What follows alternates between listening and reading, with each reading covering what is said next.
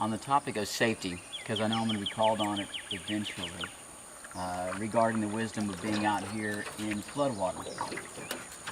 As of this moment, the river is topping at 36 foot, and it is still rising. And I know that because I keep real-time data up on my phone for bridges that are upwards of 30 miles in either direction. So I've got a pretty good feel on it. I also know how long my creek is and how large my watershed is.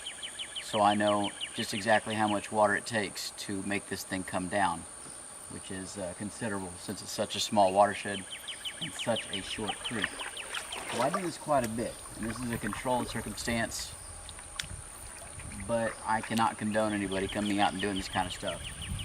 Even though you might have had one flood come through, there's always a possibility of the second one coming. And if you've never been around water, or at least haven't been around moving water for a long time, you probably have no idea just how bad it can get, how fast it can get there. When you hear that wave coming, sometimes you've got 100, 200, 300 yards of listening to rumbling and trees breaking. By then it's usually too late. You want to be running, swimming for the banks and climbing as fast as you can. And I've seen it in a variety of situations, back in the mountains and down here in the south. And it's always destructive, and you're not going to win. Not against Mother Nature. So what I'm doing here right now is kind of a glimpse into something that most people don't get to or should not attempt. Because right now we're still 15 foot above where my water usually is. And that's what's allowing us to have this experience. And that's why I'm out here. Hopefully this will be kind of a chronicling for my kids and future generations of what this creek's all about. What changes there are. As a kid, I had the gar. I had all the cool big fish here in these little bitty pools that you see me pull crawfish out with. It's pretty interesting with my little kitty Zebco being 7 years old and pulling out 4 and 5 foot long gar. But that was because of floods like this.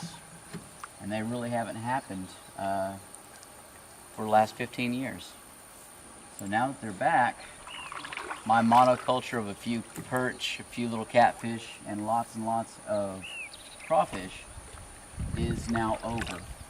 At least until this creek goes dry once more and sterilizes the population and resets it. So we'll try out and we'll go fishing and we'll go seining here in the next couple of months. Because as the water recedes over the next week and a half, many of these monsters and huge fish are going to get trapped up in this creek, and it makes it pretty interesting. So I do go and spearfish gar on occasion whenever I feel like the taste of gar, which they make pretty good meals every once in a while. I do catch the catfish. I eat just about everything that comes out of this river. I don't just kill it for no reason. So if anybody really has a problem with that, think about the long term. For one, I'm doing it myself, and so at least give me a little bit of respect for that. And two, every year or every other year, this creek goes bone dry, or it has for the last decade and a half.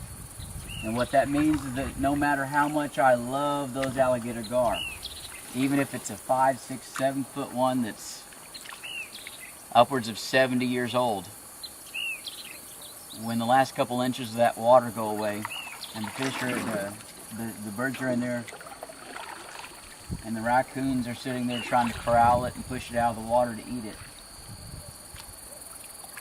I might as well make a meal out of it, and I oftentimes do.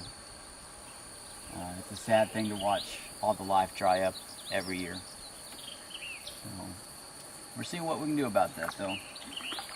But the world is changing. We'll make the best out of it. And along the line, I'm going to teach a few people things here and there. Share my adventure. Show people what's out there.